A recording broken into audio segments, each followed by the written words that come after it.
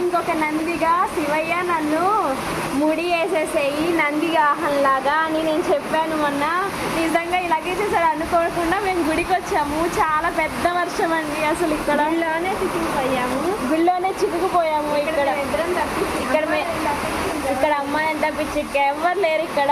చూడండి తప్పు కూడా వేసేసాం. చాలా పెద్ద వర్షం వస్తుంది. వినాయకుడు నందీశ్వరుడు, మేము 5 నందీశ్వరుడు, వినాయకుడు, నేను, మా అమ్మగారు, శివయ్య గింతే ఉన్నారు. నిజంగా నందీశ్వర్ లాగా నన్ను కూడా శివయ్య ఇక్కడే కట్టేశాడు. చూడండి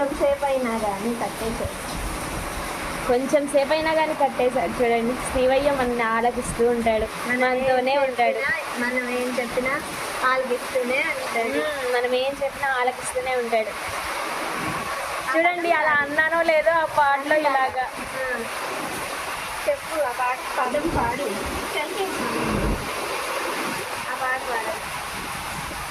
నన్నింకొక నందిగా మూడేయి ఘాటికి అన్నానో లేదో అలా కట్టేశాడు. చూడండి ఎంత ఉందో. చూడండి వర్షం చూడండి అసలు ఎలాగా. చెట్లు విరిగి పడతాయేమో అన్నట్టుగా ఉంది ఈ వాతావరణం. రాత్రి 9 అవుతుంది.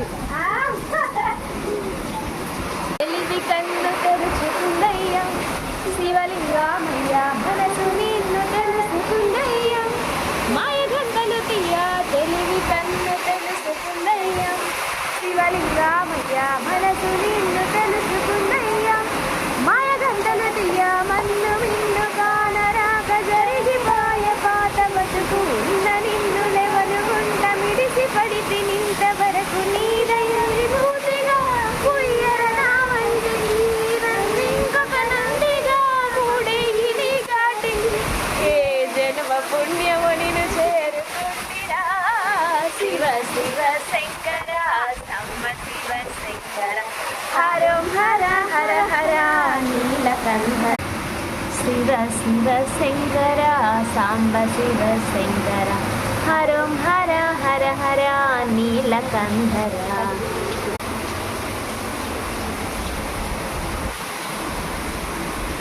చూడండి నిజంగా శివయ్య మహిమలు ఇలాగే ఉంటాయి.